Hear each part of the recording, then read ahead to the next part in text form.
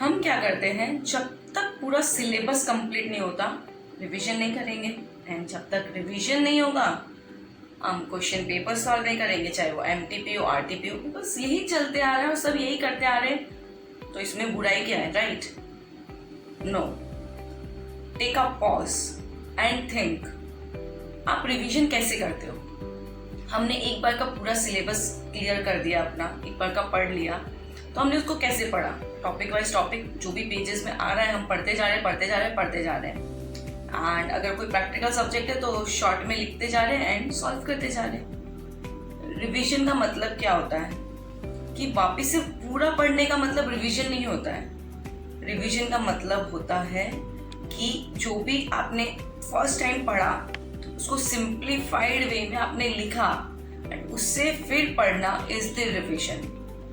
सो पहले तो ये चीज क्लियर कर लो कि रिवीजन मतलब ये नहीं है कि वापिस से पूरा का पूरा सेम स्ट्रेटेजी से पढ़ना है जैसे हमने पहले पढ़ा, मतलब पढ़ते जा रहे हैं और कुछ यहाँ पे पता ही नहीं है कि क्या हम पढ़ रहे हैं। So take a pause. सो आज मैं एक तरीका बताती हूँ कि उसको आप कैसे सही से रिवाइज कर सकते हो कोई भी एक पर्टिकुलर चैप्टर को या टॉपिक को। Don't immediately run for revision once you complete your course. हाँ, ये बात सच है कि अगर आपने रिवाइज नहीं किया तो आप एग्जाम में कुछ भी नहीं कर पाओगे। एक एग्जाम्पल देती हूँ, अगर आपने कुकिंग सीखी है बट उसे किचन में जाके सच में अप्लाई नहीं किया या देखा नहीं, प्रैक्टिस नहीं किया, प्रैक्टिस मीन्स रिवाइज नहीं किया उसको बार बार, तो आप भूल जाओगे। वैसा ही यहाँ पे है, जब तक आप रिवाइज नहीं करोगे यहाँ पे कुछ सेट ही नहीं होगा। सो बेटर है कि आप रिवाइज करो, लेकिन उसके लिए भी परफेक्ट स्ट्रेटेजी होनी चाहिए आपके पास। सो एक बार का पूरा सिलेबस हो गया आपका, then take a pause and जो थर्ड स्टेप है अपना कि हम पेपर सॉल्व करेंगे, उससे एक बार सेकेंड स्टेप पे लेके आओ। जैसे आपने पूरा किया, आपको क्लियर हो गया क्या कॉन्सेप्ट से क्या सब कुछ है, पेपर सॉल्व करने की ट्राई करो। मतलब मैं ऐसे नहीं बोली रिटन में लिखो, क्योंकि वो तो वेस्ट ऑफ टाइम हो जाएगा, उस टाइम पे आपको एकदम समझ ही नहीं आएगा कि क्या लिखना है। But yes, at least try to understand कि वो क्वेश्चंस आप रिलेट कर पा रहे हो या नहीं, आपको समझ में आ रहा है या नहीं कि वो क्वेश्चंस कौन से टॉपिक से पूछे गए। तो जैसे ही आप क्वेश्चन पढ़ो, try to relate and then check the answer कि आपने जो सोचा, जो मतलब सेक्शन आपने लगाया है उस पर्टिकुलर क्वेश्चन में, वो सही है या गलत। ठीक है, तो उससे आपको समझेगा कि आपकी वीकनेस क्या है, आपकी स्ट्रेंथ क्या है। इसमें दो चीज हो सकती है, आपको पता चलेगा कि एक तो आप कौन से टॉपिक्स बहुत अच्छे से समझ चुके हो, आप रिलेट कर पा रहे हो इजीली।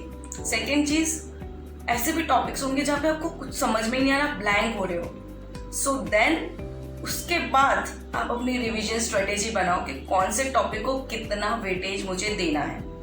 एंड मोर ओवर आपको समझेगा कि कौन से टॉपिक्स कंटिन्यूअसली एग्जाम में ज़्यादा पूछे जाते हैं, किसका वेटेज ज़्यादा है, तो उसके हिसाब से भी आप अपनी स्ट्रेटेजीज बना सकते हो।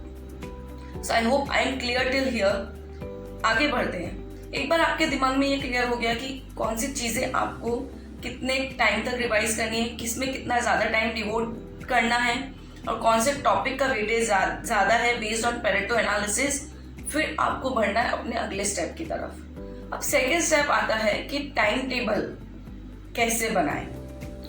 अभी आपने ये सब कुछ कर लिया, so now the main point is कि आपका टाइम टेबल, अगर आप एक्सपेक्ट करते हो कि मैं दिन का 10 घंटा, लास्ट के 3-4 महीने की अगर मैं स्पेशली बात करूँ, मैं दिन का 10 घंटा दूंगी, तो 10 घंटे के हिसाब से सारे टॉपिक्स को टाइम टेबल में डाल दो ओवर द पीरियड। और उसके बीच में मेक श्योर आप टाइम निकालो पेपर्स लिखने का, रिटन प्रैक्टिस करने का। जैसे मैं अपने पहले वीडियो में बोल चुकी हूँ, प्लीज मेक श्योर आप रिटन प्रैक्टिस करो।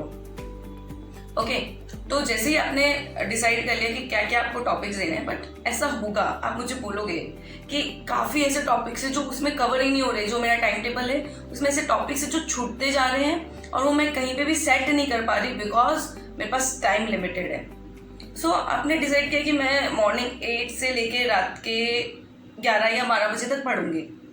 ठीक है, अपना टाइम टेबल बनाओ, अच्छे से डू इट। बट एक चीज़ आप और कर सकते हो, अगर आपने डिसाइड किया कि मैं 12 बजे तक पढ़ूंगी, तो 12 से 1 का जो रात का 1 घंटा एक्स्ट्रा है वो आप दे सकते हो अपनी पढ़ाई के लिए। उसमें टॉपिक्स एक्स्ट्रा जो आप कवर नहीं कर पा रहे उनको फिट करने की ट्राई करो। वो 1 घंटा एक्स्ट्रा अगर आप रोज दोगे 4 महीने के लिए, तो इट मीन्स 120 आवर्स। वो अभी सुनने में ऐसा लग रहा है कि इट्स वेरी सिंपल, लेकिन 120 hours will make a difference. If you say last के 3 महीने, तो 90 hours will also make a difference.